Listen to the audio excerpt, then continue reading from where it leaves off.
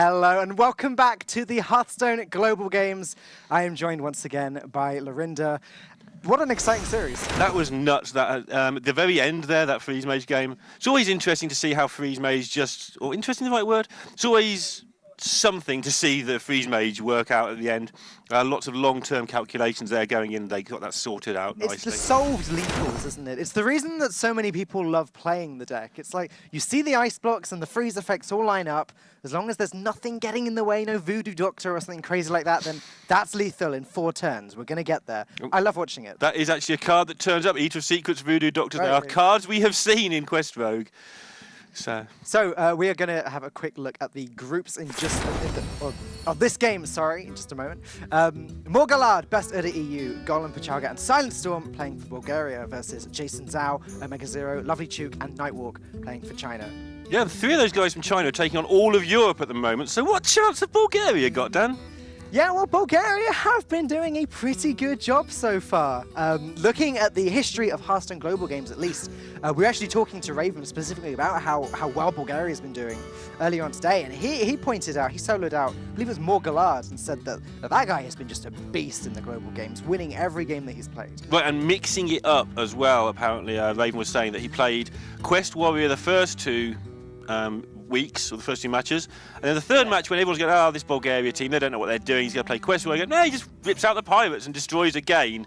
And obviously, sometimes when you're the lesser-known country, I don't want to keep insulting Bulgaria, they played very well. When you're the lesser-known, you can use that to your advantage, and they're doing that. It's quite cool. Yeah, I mean, it's the old bait and switch, isn't it? People trying to spot patterns, the teams thinking that they're safe in predicting that it's going to be Quest Warrior for a third time, queuing the correct deck to counter that, and then just getting punished. It's great mind games that you're going to get in the Hearthstone Global Games. But they have got it to do today, China being a region, and Bulgaria being a country.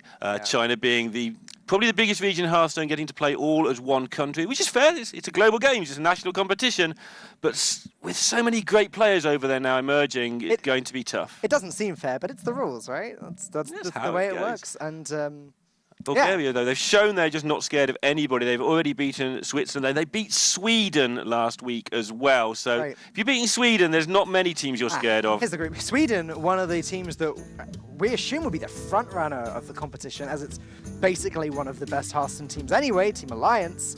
But no, just 1-1 with a 5-5 game record.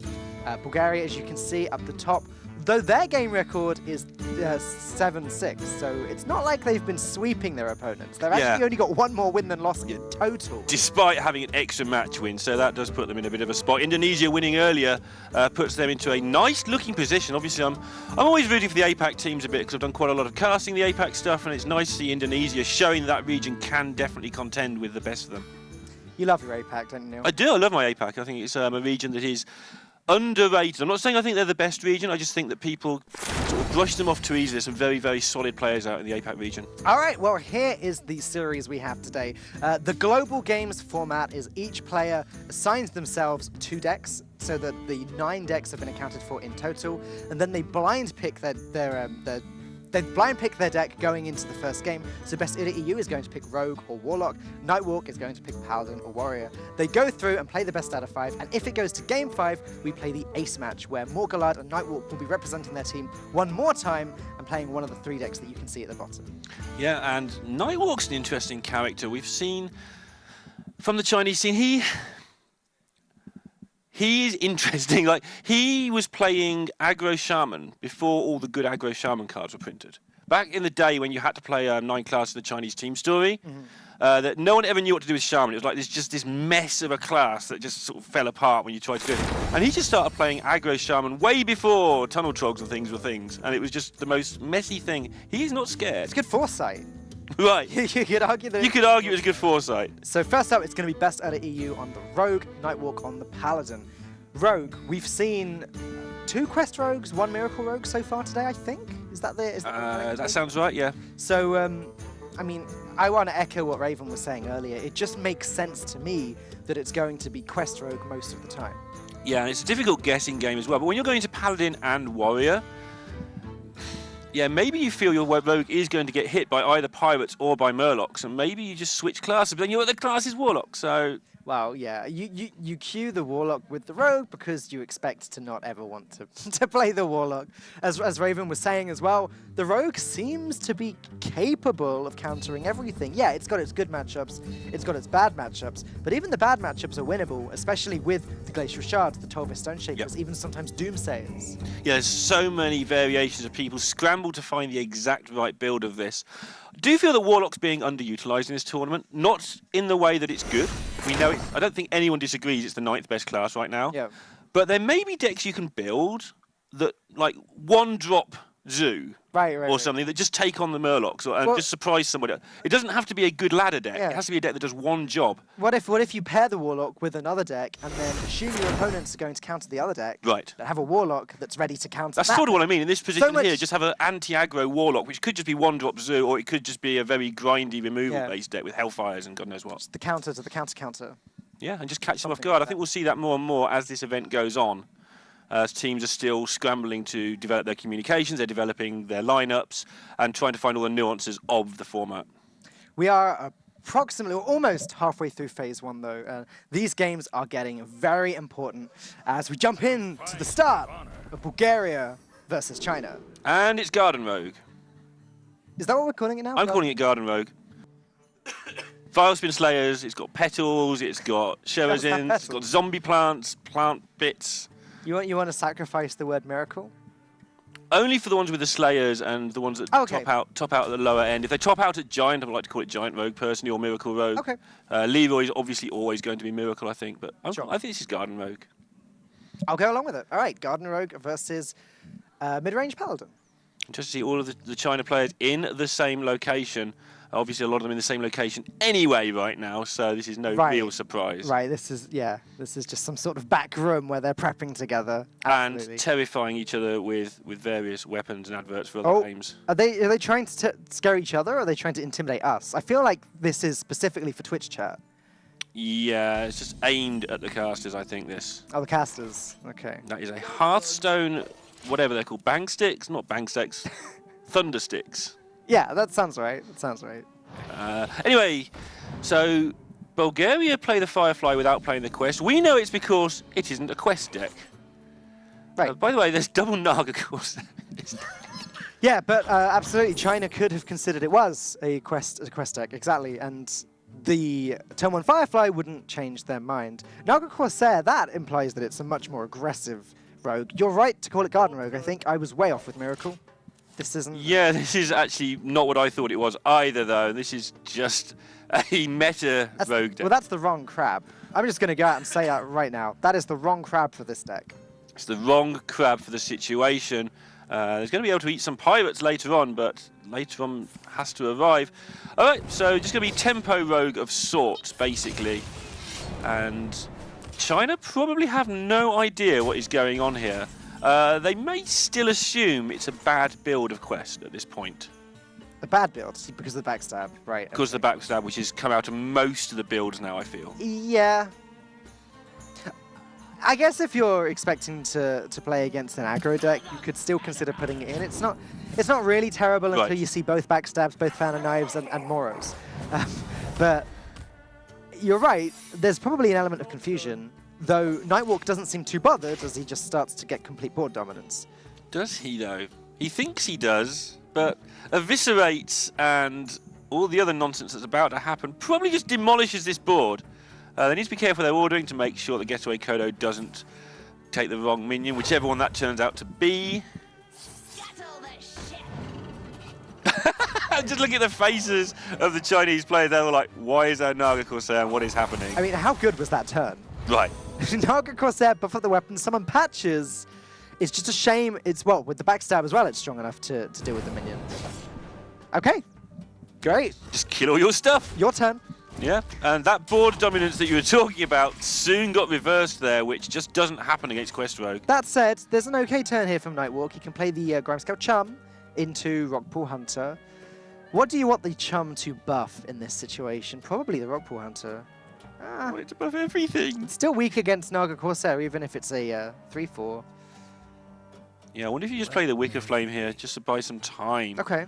I don't know. I mean, this is a hard turn, because if you go with the Rockpool Hunter play, you waste a mana. And on turn 5, you might end up wasting a secondary mana. However, if you don't play it, then I don't know.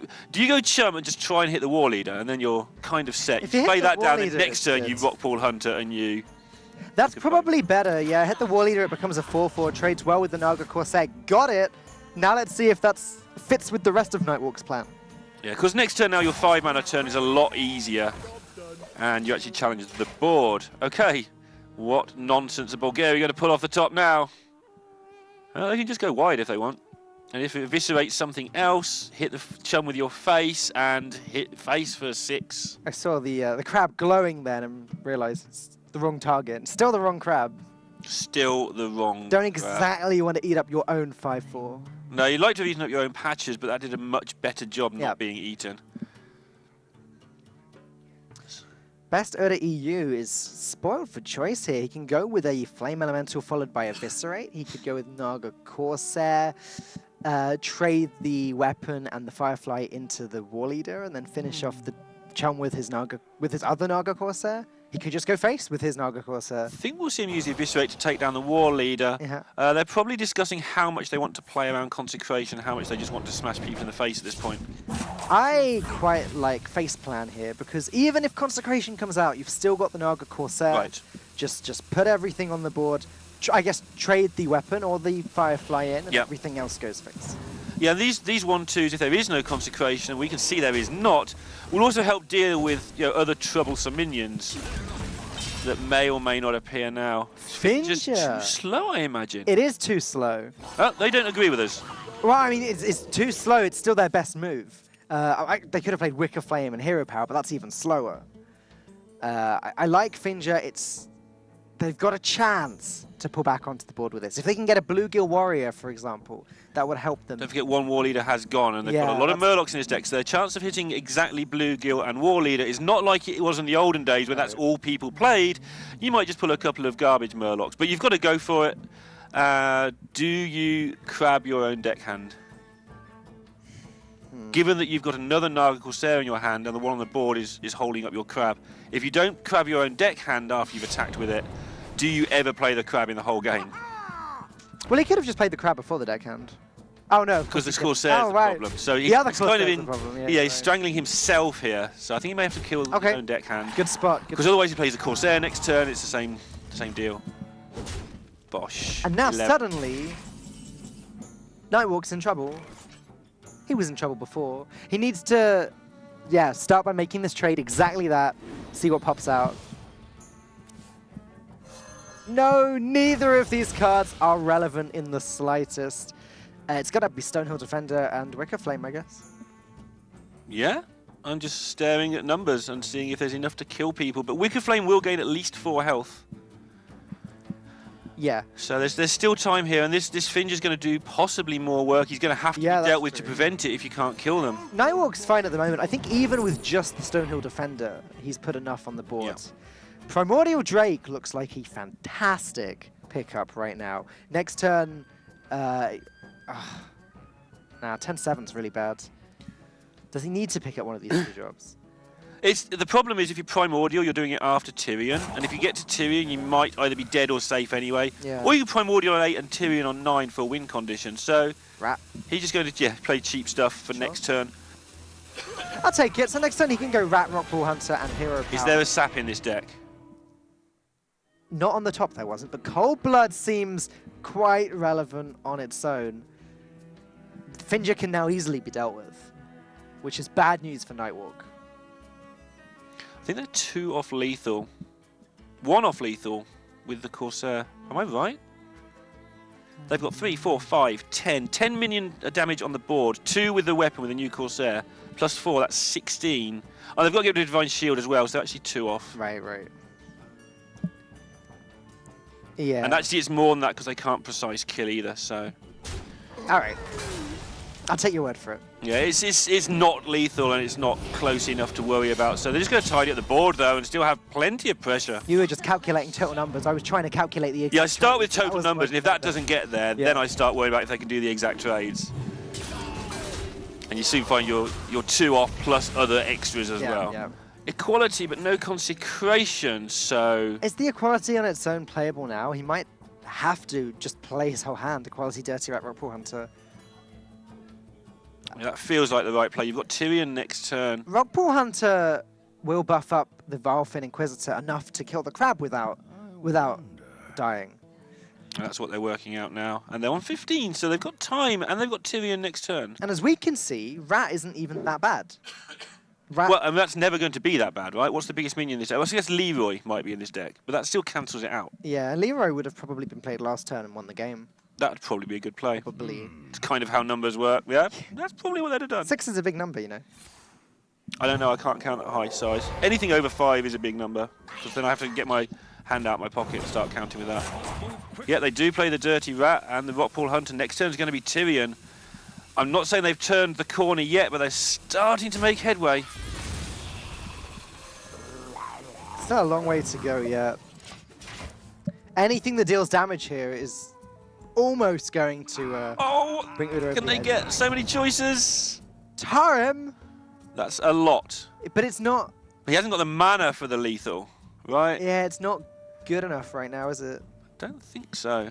It does, however, get all their minions off this dodgy 1 health that they're on. Do they even want to, though? Oh, he's thinking about it. It's a shame that the... It's a shame that the Naga Corsair gets nerfed. Because Right. 3-3. But it was going to get less value from trading with the Dirty Rat anyway, so I guess it's fine. China have weathered a massive storm here, and they're still hanging on into this with the Tyrion next turn. But facing down a Tarim doesn't feel very fair when the Rogue's already just been ploughing damage into your face the whole game.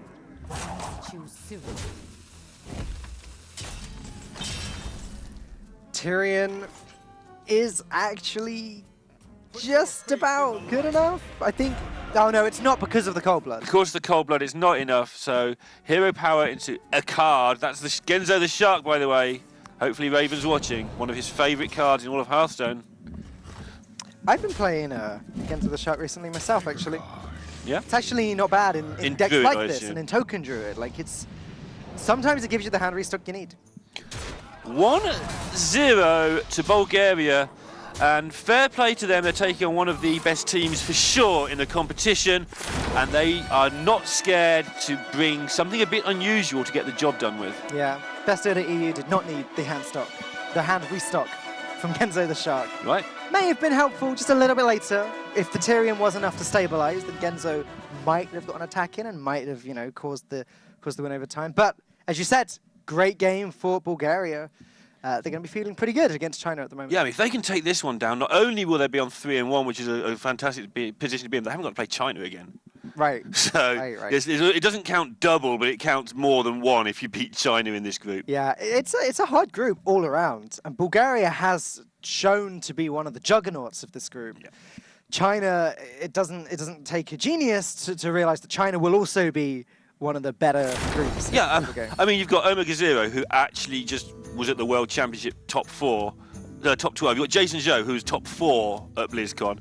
Yeah, you've got Lovely Chick, who's top 8 HCT Winter. And then you have Nightwalk, who his only achievement is coming second at Gold Series 2016 Spring, which is actually massive. Yeah, you just Actually massive. you just said HCT a lot of times. HCT, yeah, without the H. Like you said it. So I'm guessing that these guys have just Yeah.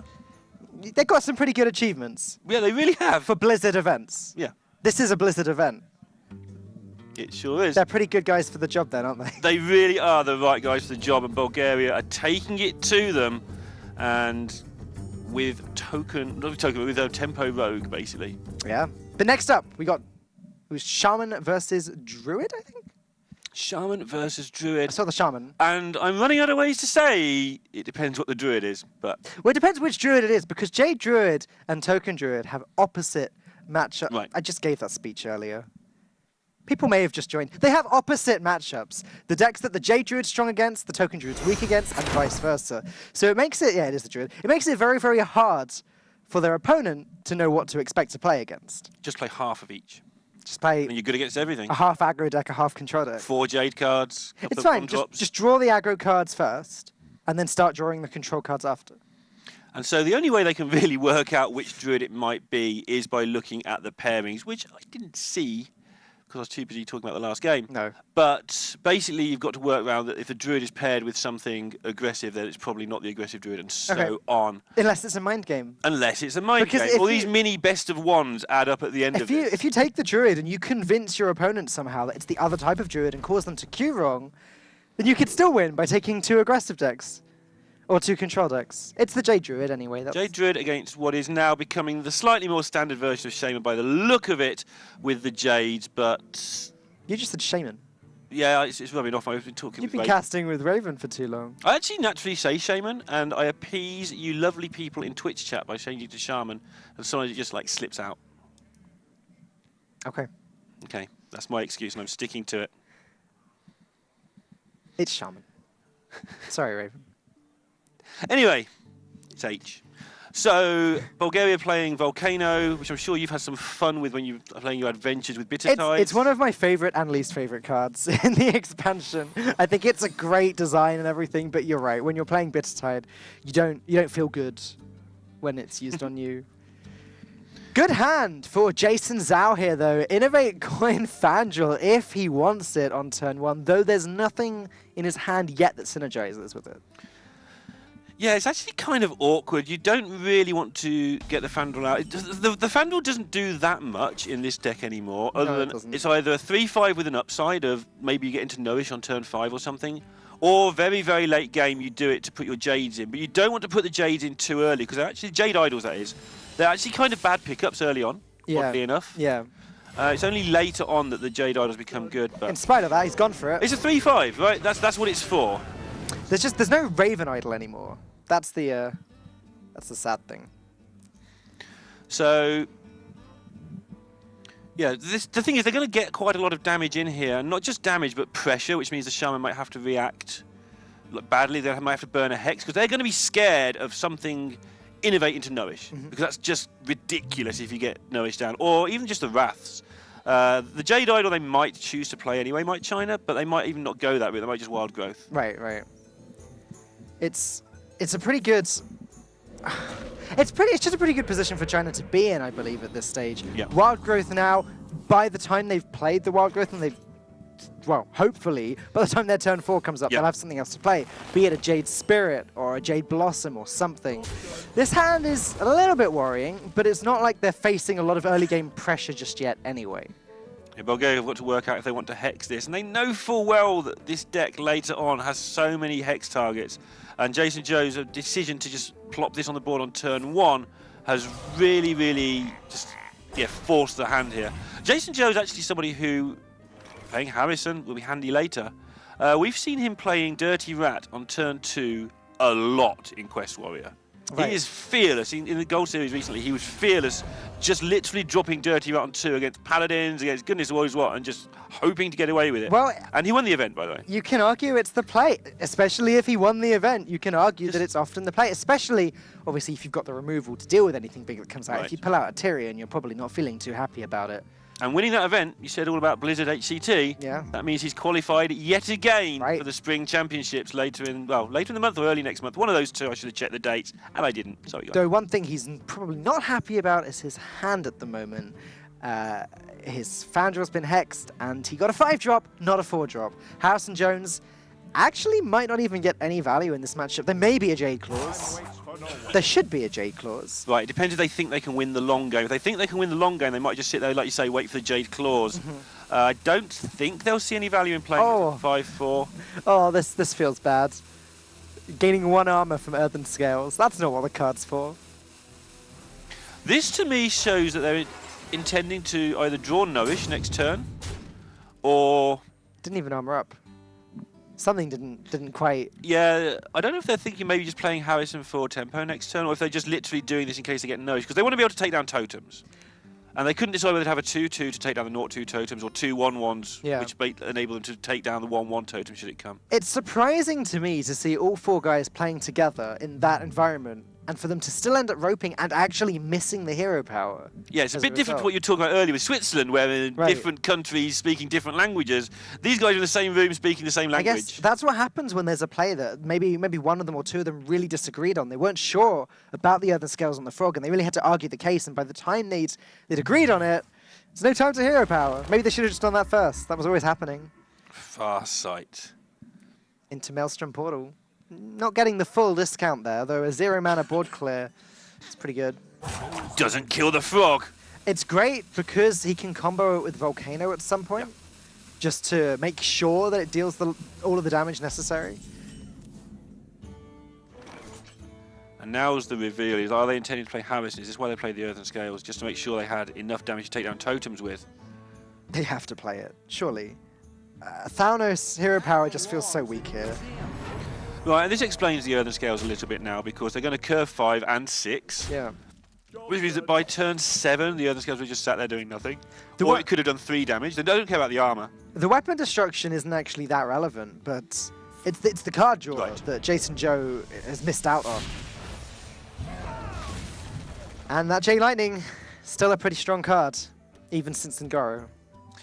Yeah, the Jade synergy is just such a good late game win condition, if you like, for the Shaman. Even with the small bits and pieces it does, like you say, pretty good now. It's just going to get better and better. Jason Joe found some card draw. Found a little bit of card draw, needs to activate it, and they're actually going to protect both minions here. Not scared of the AoE that the Shaman might have. Let's be fair to China at the moment. That Earthen Scales has done some work. Right, it's lightning bolted to face so far, I think. I think it's done 3. Ah, that's 1 mana's worth. And it's still there and got to be dealt with at some point. The armor's still there too, the 1 armor it gained. Yeah. And it's just nice to hit people in the face with a frog. Does feel good. Sounds like something you do at school. Not there were schools when I was a kid. Okay, so the portal occurs, and Hello, China's Roger. draws have just been so awkward. It's terrible at the moment, but give it 3 turns. If he can hold on to these cards for 3 turns, he can really go off with the Gadgets and Auctioneer.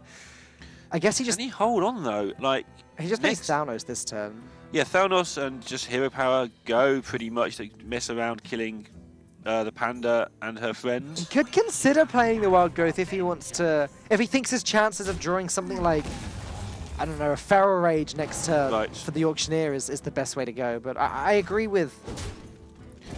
The problem they're going to face is this Chieftain's going to be played next turn a lot of the time. Unless they decide to Jinyu and Farsight, which I doubt. I think they just put the pressure on now. They've just seen how hard it was to deal with that. Oh, that might change their minds. Hang on. Spirit Echo. Spirit Echo on 10 with the Chieftain would be so ridiculous. If they feel they need to win the value game, if they can feel they can go for it now, they will. But I wouldn't be surprised if they don't play the Chieftain now. I don't mind playing it. The chances of it surviving is pretty high. Yeah. Druids aren't full of removal. Swipe picked up the one they do get, but even Swipe on its own isn't actually enough. Yeah, you're right. To kill the Chieftain on its own. This was very, very safe. And then next turn they're going to get at least another Chieftain. They're going to be unlucky to only get another Chieftain and maybe a Hot Spring Guardian or Jinyu. Yeah. I think they will go for it though, because... You could trade in, play the Hot Springs to heal up the Jade Chieftain and then play Spirit Echo. Got Blood Mage as well. Just to really maximize value. Yeah. Blood Mage will also get the Death Rattle. Yeah, I think that's what we go. I think we go for Blood Mage, Hot Spring. Because that's a combination of extra Jade value plus extra cards. Does Golem Pachaga want to heal up the Jade Chieftain though? Like, or does he actually want it to die? Yeah, exactly. I guess you just you hold on as long as you can. Okay, that works too. Same difference, I guess. You're in no hurry. Valuing holding on to the Hot Springs Guardian there. I'm not sure I understand this play. It's just the 3/6 challenges the 2/3 better. Okay. I guess, and yeah, I like the Blood Mage play because you get just more stuff. Yeah, an extra draw, and then they get the Blood Mage maybe back. they feel that they just don't want to mess around with the tempo, and they just put the biggest thing they can on the board. Sure, okay. Jade Blossom, it's at that annoying point in the game where it's just summon a 4/4 Jade Golem. But next turn is the turn I described 3 turns ago. Right. It's going to happen. Jason Joe has managed to hold on to these cards. He's going to hold on to them, but is he going to be in a position to use them when he gets there? Forcing a little bit more damage to the face. get the feeling the next 2 or 3 turns are absolute key. Oh, okay. That might just end China's hopes. I mean, I think they play the Dirty Rat not necessarily because of the Auctioneer, but just because they probably don't think there's a minion in hand. Right. Like, nothing... Unless there's a Yogg or something which they want to Dirty Rat. Yeah. You know, everything else would have been played. You're right. So they might... I mean, they'll have an idea, possibly Auctioneer as well. They might just catch this almost by accident here. 1-mana Jade Spirit's a pretty good card.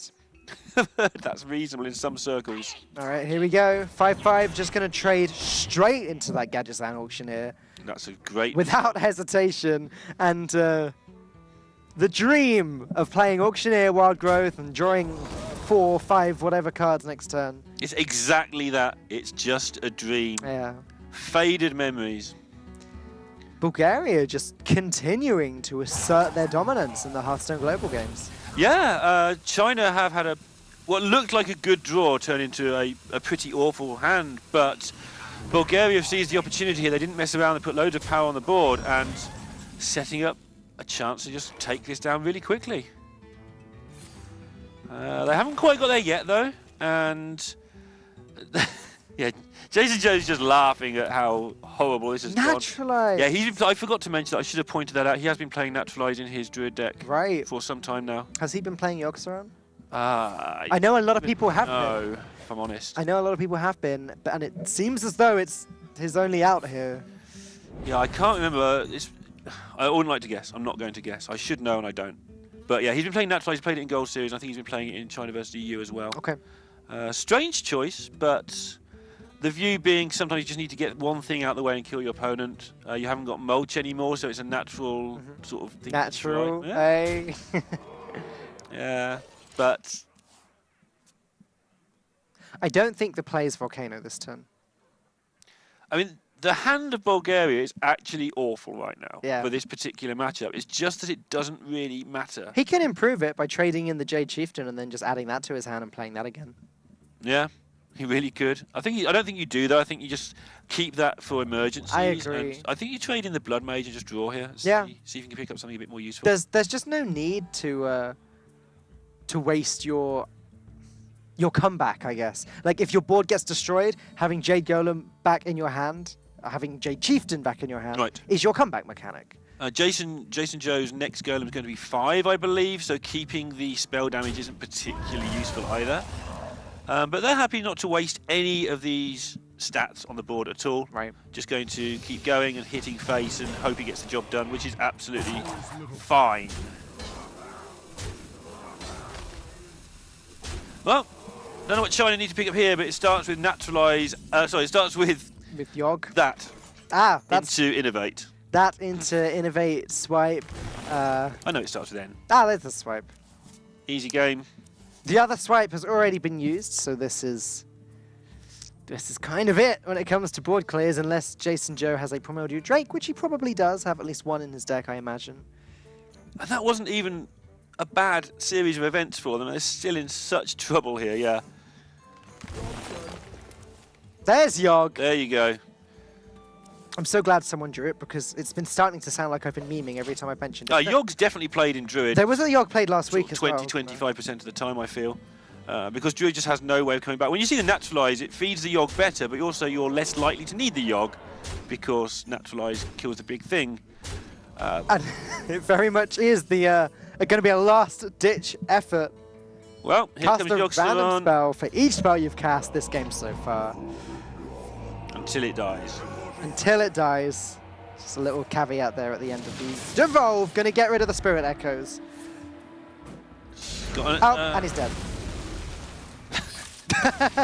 It's an own goal from Yogg. An extra Innovate? That could be... Oh, no, it fell fire potion. Not what you're supposed to do, Yogg, at all. Golem Pachaga taking second game in the series for Bulgaria.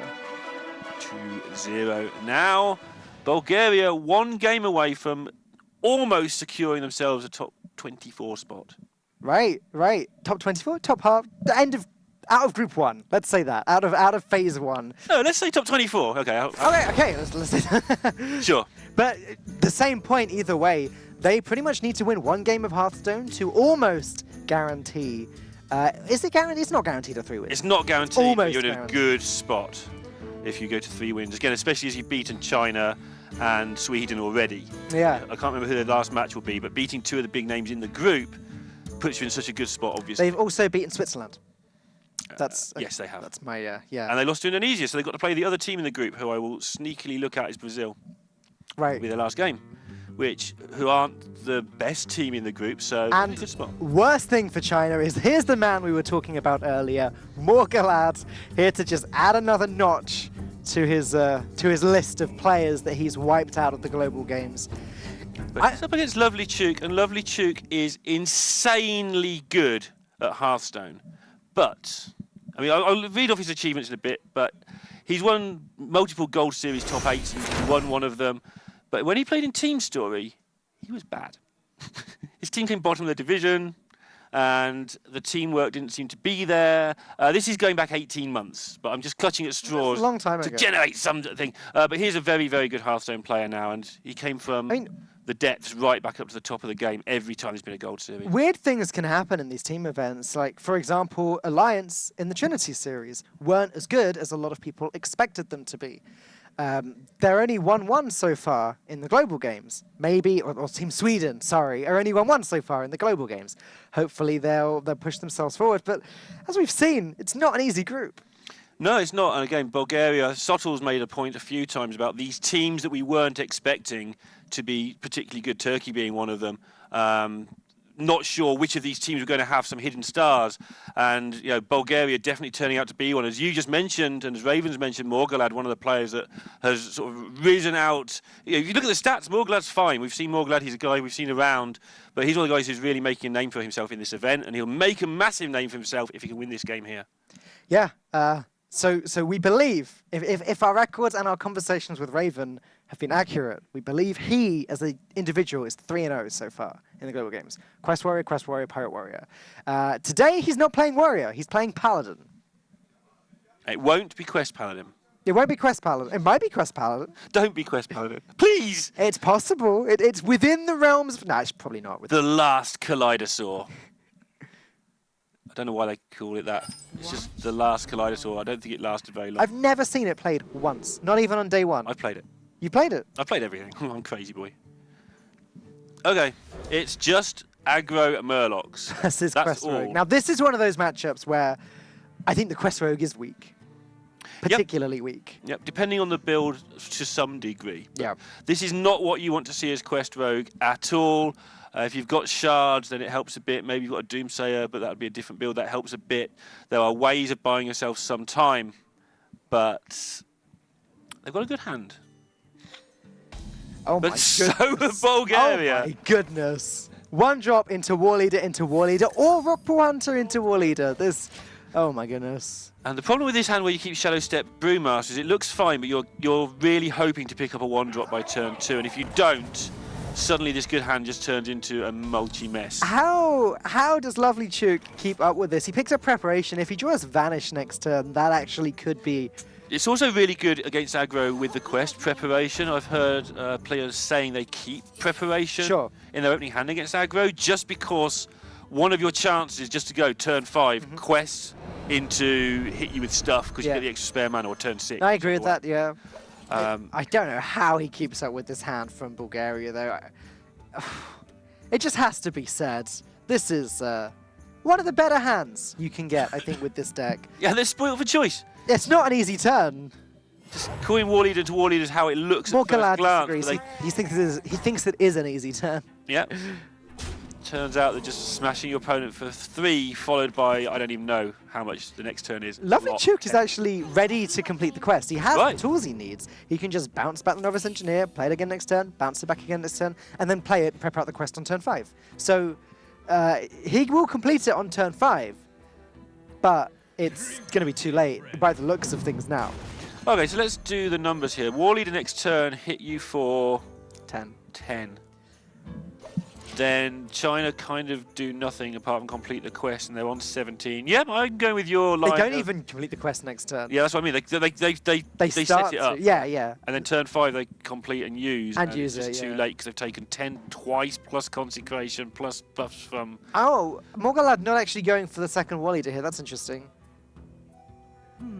Is he... playing around a Vanish? It may be that he's... What's he looking at playing? What's the card in his hand that he's actually holding? It's Vilefin Inquisitor, I think. No, sorry, Murloc Tidecaller, the other one drop. Murloc Tidecaller. Okay, so he's doing the numbers and trying to set up 2-turn lethal this way around by having the Tidecaller plus the Murloc he makes will make that bigger, which means that the War Leader buffs 2 minions next turn rather than just the 2 this... Okay. I think that'll be where he's working. He's going to buff 4 minions rather than 2. Okay. And again, I can't claim to have worked it out, but I'm going with that's what he has done. Making sure the Murloc War Leader survives, trading in the Vilefin Inquisitor. Right, and this is 2-turn lethal, whereas the other way was not. So, Lovely Chook might have to actually chill out with his quest completion for a bit and use his Stone to Spore and trade it. Sorry, just to interrupt you there, you're right, he may have to. Just to explain, that he's got exact lethal next turn, whereas the other way was slightly short. Right. Glacial Shard will also help Lovely Chook survive 1 extra turn. But what is 1 extra turn going to do? With prep and quest, we've seen some crazy stuff happen. It would have to be crazy, but you know, you've got charge minions. So a few Bilefins, maybe. Yeah. So Shard. You don't want to use the boar as a 1/1 charge. It's just Shard Boar, isn't it? He just has to. I think he does. I'm just trying to find any other route here where you can keep something useful back. Okay, that's saved a whole bunch of damage. That has saved 6 from the Tidehunter, plus 7 from the Tidehunter. In fact, it wasn't exact lethal. It was actually more than that because you've got the extra buff. Of course. So, wrong again, but plenty of damage. Plus the 5 that this would have done. They've actually going to not stabilise at all, but slow things down at 15. Slow things down, but they've not got themselves... what? The board didn't attack face or the minion. It just sat there and did nothing. It did nothing. China, Lovely Chook just played a 1/1 that does nothing. And that is huge because now there's nothing on the board. And they're dead next turn. Yeah. Or the turn after if they play this Tidehunter. Or the next No, it's turn still next turn. This was a pretty fast series, Neil. Just looking for... You can't even bounce back. Yeah, don't know what happened there. Some sort of miscommunication. But, yeah. Morgalad does it again, although it has to be said. Pretty good hand from him. Yeah, pretty good hand, and also, obviously... yeah, pretty good hand, and basically... Excuse me there, just stuttering away. Worked out that 2-turn lethal. That's not exactly how it transpired because China threw a spanner in the works to some degree for a turn. But yeah, the rocket launching explains everything pretty much. It's about the only surprise that we're going to get in the next few minutes. What, the production actually hit the rocket first time? Yeah, it's good. It's impressive. Well done, production. All right. And what is going on right now? Not even sure anymore. They're all like smiling about it. So, okay, all right. They decided on their play. Representing a disconnect from the previous turn when the board didn't attack as an excuse is my reasoning here. Not that it would matter because as are in the rules of the Hearthstone Global Games, if you disconnect, you get the loss. Exactly. 3-0. 3-0 to Bulgaria. They've now beaten Switzerland, they've beaten Sweden, they've lost to Indonesia, which looks like not the worst result in the world as well, with Indonesia doing well in this group. And Morgalad at it again. He's done this every single time he's won, waving around the flag. What a powerhouse. Yeah, 4 times. Well, 3-1, but 4 times they played. And well, 4 times he's won. Yeah, 4 times he's won. Not really much more to say about that one. I don't know what happened with China at the end there. The fact that Stone to Spore didn't do anything, didn't make any sense at all. Surely it was supposed to trade, otherwise why would he play it? That something went wrong there, but pretty wrong. I think they couldn't make the decisions quickly enough between them. And there's the tail of the tape. Bulgaria just go win with Rogue, win with a Control-y Shaman deck that we didn't see much of, with Jade, and win with Aggro. Silent Storm and Omega Zero, not even getting to play. It's not often we get 3-0s in the Hearthstone Global Games. It's not actually. Usually pretty close. In fact, we had a lot of games that have gone to the ace match, a very high percentage, I think. But this is one of those games. China must not be feeling... They looked pretty happy in the little video, but they must not be feeling very good about that. Yeah, they probably feel pretty rough about that exact match. And they fall to 1 and 2, and they're going to have to start beating some people. So this is pretty exciting. We've got an interview with Morgalad, the man that we've been hyping up all day. We're just going to go to that right now. Hey, Morgalad, how's it going? Can you hear me? I can hear you. Hello. Firstly, congratulations. Bulgaria and yourself have been real powerhouses in this tournament so far. How do you feel about your chances now that you've got 3 wins in the group? Well, I think we are almost qualified for the next round, but we want to win our next round, our next match against Brazil in order to be the winners of the group, because I think this matters for the seeding. So we'll do our best to win our last match. How are you happy with how the team is grouping? Is it just a one-man show as you're destroying everybody yourself, or is it a big team effort? No. It's definitely a team effort, especially today. I got cold yesterday, so I wasn't 100%. Actually, most of my plays were told to me by my teammates. So This time it was definitely a team effort. We've seen you wave your flag around every single time that you've won the game. Is there a lot of national pride in Bulgaria for the Hearthstone Global Games? Yeah. Actually, the Hearthstone community supports us, and it is really great. Everybody is really happy for the fact that we're winning. And last week, when we won against Sweden,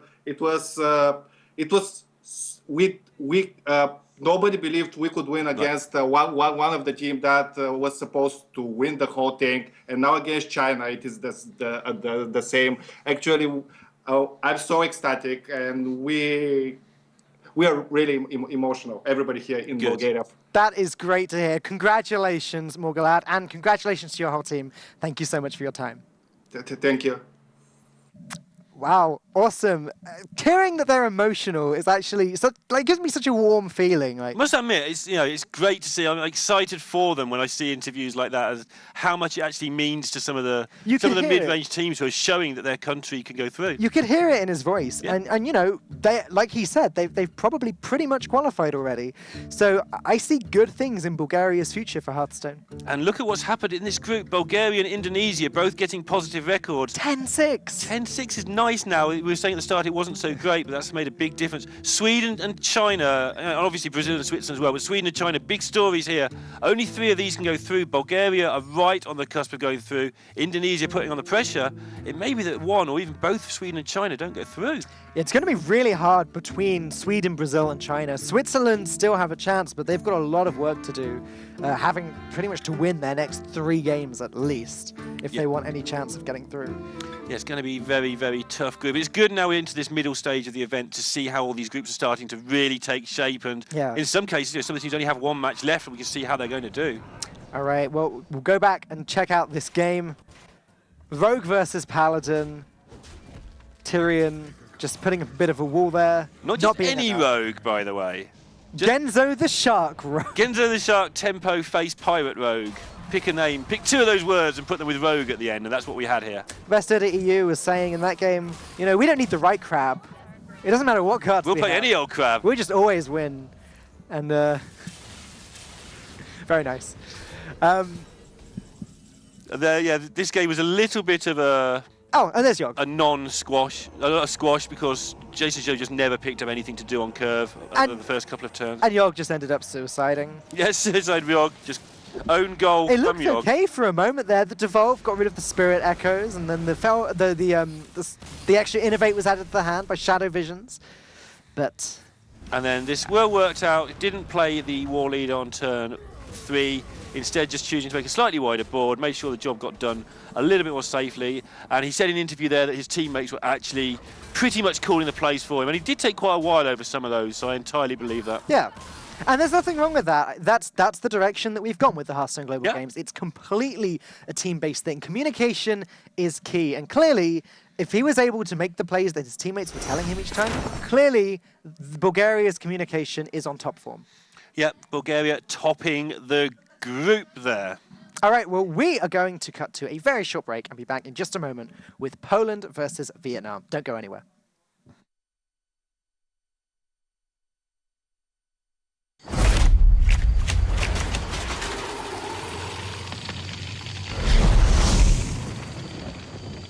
We're almost there. Quiet down, everyone. This is not like any of our previous expeditions. This will be far more ambitious. We're stepping into a land of primordial wonder. Infused with astonishing elemental energies. The plant life here holds very unusual properties. So don't touch anything. And while you may be excited to see the local fauna, you might want to make sure they don't see you. Because their powers of adaptation are devastating.